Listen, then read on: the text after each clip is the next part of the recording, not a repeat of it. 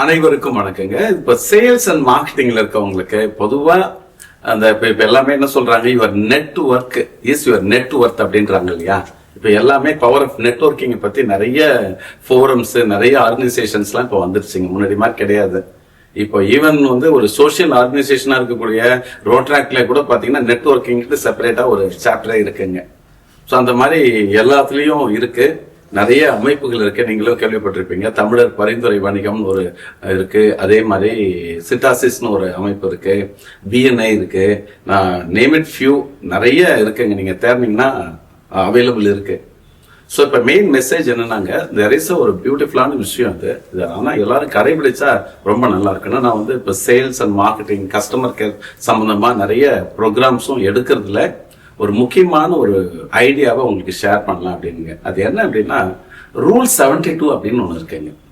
Rule 72னா என்னன்னாங்க, எந்த செயலையும் ஒரு 72 ஹவர்ஸ்க்குள்ள நீங்க ஒரு விசிட்டிங் கார்டு வாங்குறீங்க, ஒரு கான்டாக்ட் ஒரு அலோ சொல்றீங்க, இல்லைன்னா ஒரு இமெயில் வாங்குறீங்க, ஒரு வாட்ஸ்அப் நம்பர் வாங்குறீங்கன்னா 72 ஹவர்ஸ்க்குள்ள நீங்க அவங்களை திரும்பி கால் பண்ணி நான் சோன்னு சொல்லிட்டு அதை நீங்க ஒரு கம்யூனிகேஷனை ஃபார்வர்ட் பண்ணல அப்படின்னா கஸ்டமருடைய மைண்ட்ல அந்த எக்ஸிஸ்டன்ஸ்ல அது இருக்காதுங்களா.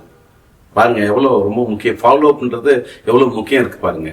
அப்ப 72 ஹவர்ஸ்ன்றது என்னன்னா ஒரு ஆல்மோஸ்ட் என்னங்க ஒரு 4 நாட்களுக்குள்ள இல்லைங்களா, நம்ம அதை தொடர்ந்து நாம அவங்களை ஃபாலோ பண்ணி அது ஒரு கம்யூனிகேஷனா மாறும்போது, ஓ நான் இங்க உங்களை சந்திச்சேன், நான் இது நடந்ததுன்ற ஞாபகம் இருக்கு. இன்ஃபேக்ட் நான் ஒரு அருமையான விஷயத்த ஃபாலோ பண்றேங்க. எந்த விசிட்டிங் கார்டு வாங்கினாலும் விசிட்டிங் கார்டு பின்னாடி இந்த டேட்ல நான் இங்க சந்திச்சேன் அப்படின்றது எழுதுறதுங்க.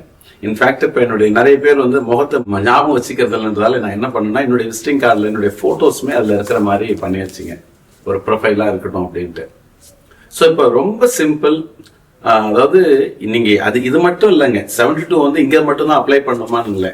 இப்ப நீங்க ஒரு ஜிம்முக்கு போறீங்க, இல்ல நீங்க ஒரு யோகா பண்ணிட்டு இருக்கீங்க, இல்லைன்னா வாக்கிங் போயிட்டு இருக்கீங்க, இல்லைன்னா ஏதாவது ஒரு ஹேபிட்ஸ் நீங்க கடைபிடிச்சிட்டு இருக்கீங்க.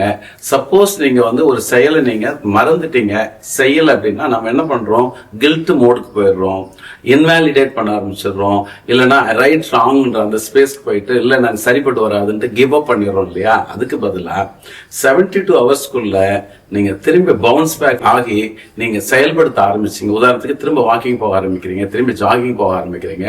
இதெல்லாம் இயல்பா நடக்கிறதா எல்லாருக்குமே. ஆனா அது நம்ம டீப் ரூட்டடான ஒரு ஹேபிட்டா மாறுற வரைக்கும் நான் கடைபிடிக்க போறேன்னு சொல்லி திரும்பி ஒரு 72 ஹவர்ஸ்க்குள்ள பவுன்ஸ் பேக் ஆகுனீங்க அப்படின்னா you are in the track வந்துடலாம்.